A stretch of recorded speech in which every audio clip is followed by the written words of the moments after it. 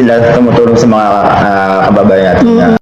Maraming salamat po Philippine Loper Ferdinand de la Merced dahil kami po sa Team Puso ang inyong napiling bigyan ng tulong para po magamit namin sa mga charity events na ginagawa namin dito po sa bayan ng Brooks Point. Nagbigay rin ng tulong pinansyal si Philippine Looper sa Team Puso sa sasagawang feeding program ng grupo. Ang Team Puso, sila tumutulong sa mga kababayan natin, kabataan natin mag-aaral, lalo na sa mga sa kabundukan natin. Kaya ako pag namantigan po sa natin.